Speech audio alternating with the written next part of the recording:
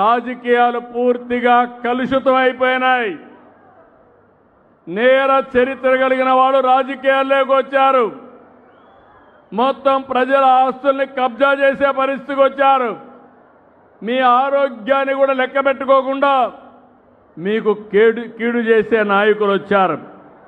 మీ ఇంట్లో చెత్త ఏ విధంగా అయితే క్లీన్ చేస్తున్నారో రాజకీయాల్లో ఈ మలినాన్ని కూడా శుభ్రం చేసే బాధ్యత మీ అందరిపైన ఉందని చెప్పి మరొకసారి విజ్ఞప్తి చేస్తున్నా.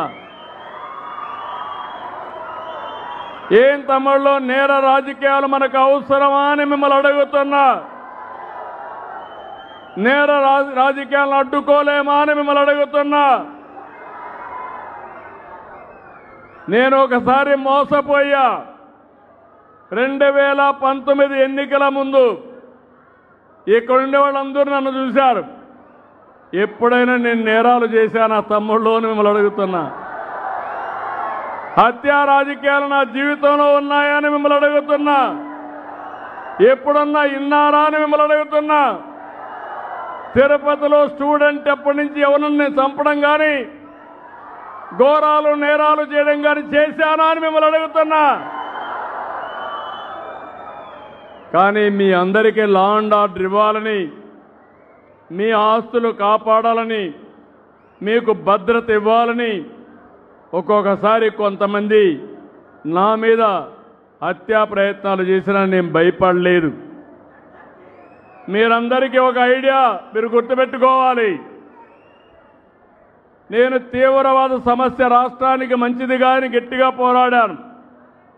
రాయలసీమలో ముఠా కక్షలు మంచిది కాదు, కుటుంబాలు నాశనం అయిపోతున్నాయని పోరాడాను. ముఠా కక్షలు పూర్తిగా రూపొందించాను. మత కలహాలు మానవత్వానికి మచ్చ అనే ఉద్దేశంతో పోరాడాను. కానీ ఇక్కడే వెంకటేశ్వర స్వామి దగ్గర మీరు చూస్తే 2003 ఇప్పటికి కూడా జ్ఞాపకం ఉంది.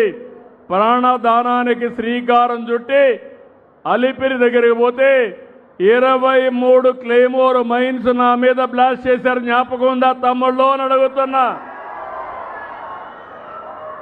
సాక్షాత్ వెంకటేశ్వర స్వామి దిగొచ్చి నాకు ప్రాణభిక్ష పెట్టాడు.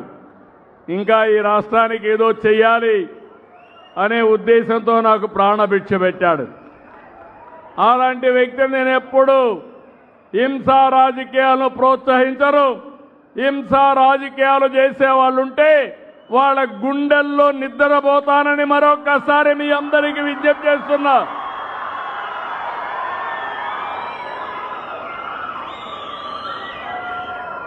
రెండు 2019లో మళ్ళీ గుర్తు చేస్తున్నా. ఆ రోజు జరిగిన సంఘటన, నేనే ముఖ్యమంత్రి, నిద్రలేశాను. సాక్షి ఒక టీవీ ఉంది, ఆ పేరు ఎట్టబెట్టారో నాకు ఇప్పటికి కూడా అర్థం కాలేదు. చేసే పనులన్నీ ఏదో పనులు, పేరు మాత్రం సాక్షి.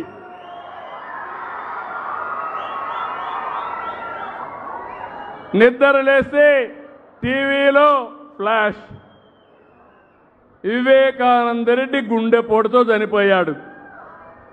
ఏమనిపిస్తుంది తమ్ముళ్ళు మీకు? పాపం అనిపిస్తుందా లేదా? నేను కూడా అనుకున్నాను, పాపం అనుకున్నాను. ఇంకొక అర్ధగంట అయిపోయింది.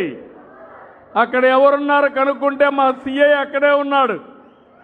సిఐని పెట్టుకొని రక్తాన్నంతా పరిశుభ్రం చేసి నెత్తి మీద కత్తితో పోట్లేసి మెదడు కూడా బయట వస్తే వీళ్ళ బంధువే వీళ్ళ మామను పిలిపించి వాళ్ళ హాస్పిటల్లో సిబ్బందిని తీసుకొచ్చి కుట్లేసి బాక్స్లో పెట్టి అంత్యక్రియలు చేయాలని ప్రయత్నం చేశారు. అప్పుడు ఆయన కూతురు సునీత, కాదు పోస్ట్ మార్టం చేయాలి, వాస్తవాలు బయట రావాలని అడిగింది. పోస్ట్ మార్టానికి వెళ్తే భయంకరమైన సత్యం బయట వచ్చింది. ఇది గుండెపోటు కాదు, గొడ్డలి వేటు.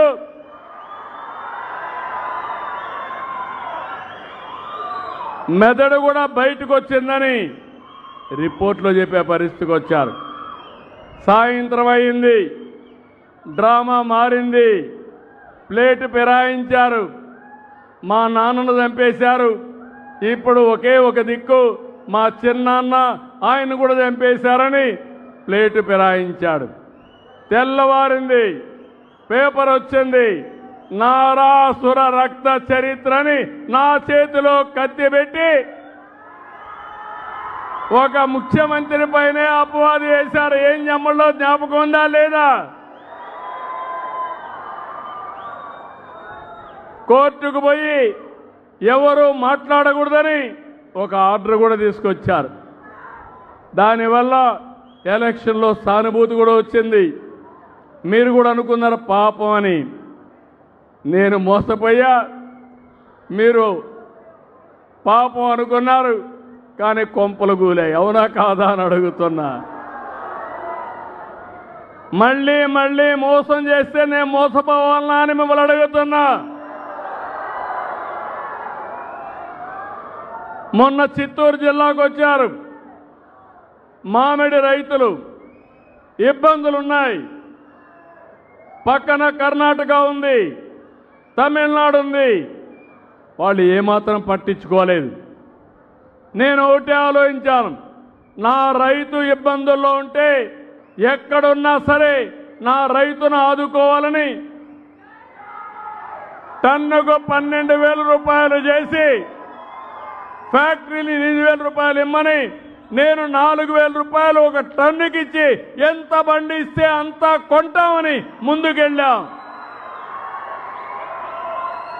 నేను కొంటా ఉంటే ఈయన పరామర్శకు వచ్చి వాళ్ళ నాయకుడు ఒక అతను 6 ట్రాక్టర్ల మామిడికాయలు తీసుకొచ్చి రోడ్డు మీద పోసి బలవంతంగా ఒక 4 ట్రాక్టర్లు తీసుకొచ్చి రోడ్డు మీద పోసి పులివెందుల రాజకీయం చేసి ఆ రైతులు లబో దిబో నా మామిడికాయలు నువ్వు తీసుకుపోతున్నావు ఏంటంటే లెక్క పెట్టుకోకుండా రోడ్డు మీద పోసేశారు. మీకు ఈ రౌడీజం కావాలనా? ఏం తమ్ముళ్ళు కావాలనా అని మిమ్మల్ని అడుగుతున్నా. ఒకప్పుడు ఈ తిరుపతిలో కూడా రౌడీలుంటే రౌడీల గుండెల్లో నిద్రపోయి ఈ తిరుపతిని కాపాడిన పార్టీ తెలుగుదేశం పార్టీ.